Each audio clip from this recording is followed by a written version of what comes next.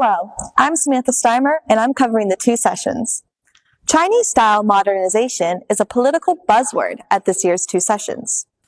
When joining in a deliberation with fellow deputies from the 14th National People's Congress from Jiangsu province, President Xi Jinping called for more efforts to be made into building China into a modern socialist country in all respects.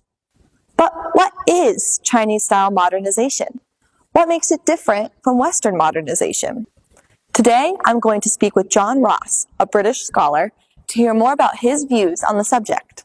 So I'm excited to talk with you today. In your own words and your own opinion, what exactly is Chinese-style modernization?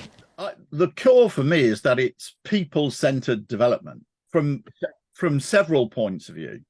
Firstly, the goal is the improvement of the conditions of the people. Then I think we can also take it for poverty alleviation. China's very dramatic economic growth, particularly after 1978, which is the fastest of any major country in world history. Nevertheless, despite the growth, it left somewhere 50 to 100 million people who were in very inaccessible places or very, very underdeveloped regions.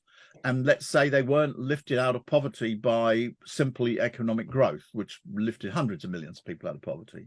But they weren't then left to be, okay, well, sorry, you've lost out on this because it's not profitable to get you out of poverty. Instead, what happened was that China was mobilized, all the resources of the state, all the resources of the Communist Party, to make sure that these last 50 to 100 people were taken out of poverty. If we would say China's modernization is very people-centered, what would you say is the largest difference between China's modernization and West modernization? Western-style modernization, to put it very bluntly, is based on the greatest crimes in human history. It was based on slavery, the transportation between 10 and 15 million people across the Atlantic in order to develop slavery within the United States. It was based on the biggest genocide in history. And we could go into other things. The British rule of India meant that India's economy didn't develop for about 200 years, or the famines which the British had in India. So historically, I'm not trying to sound alarmist, but it's just a fact that the Western modernization or colonialism, these are the biggest crimes in human history. Therefore, that was the basis of Western-style modernization. Right? But keeping these differences in mind, the differences you just mentioned between the Western modernization and Chinese modernization, what do you think will be their meaning China's biggest obstacle as they continue to modernize, as they move forward within this year and the next? What you would hope to see is China's development, of course, benefits other countries. It is a win-win development. This is, fortunately, some people in the world want to interfere with this because it's made China the world's most rapidly growing economy. If you look at competition between China and the United States, firstly, nobody can complain if the United States competes by speeding up its own economy. But the United States embarked upon a policy not of attempting to speed up its own economy, but of attempting to slow down China. Firstly, by imposing tariffs on China. This breaks up globalization. It's costly for the American household. In addition to tariffs, you take bans. The United States wanted to drive Huawei out of the telecommunication systems. Now, this attempt to slow down China is very negative from the point of view of world growth, if it was successful, because China's growth is one of the main factors accounting for world growth and aiding all countries.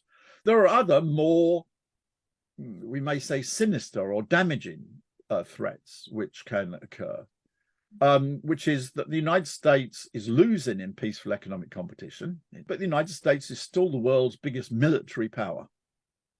Therefore, the danger is that the United States will resort to military means. By that, incidentally, I don't mean only war. I mean direct use of military means. I mean, you can use indirect threats, military pressure, provocations. Take, for example, the question of Taiwan. I mean, Pelosi's visit to Taiwan is an open violation of the One China policy. It's an interference in China's internal affairs, and it creates a great deal of tension. It's very risky. China's been developing itself if we look at the two most recent crises, it came through the international financial crisis much, much more successfully than any other country. It came through the COVID crisis more successfully than any other country.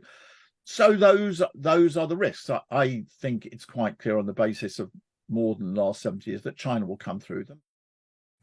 Today, I learned so much from John Ross. He taught me about Chinese-style modernization and the main keys that make it different from Western modernization. I can't wait to learn more. Please stick with us as we continue to cover China's two sessions.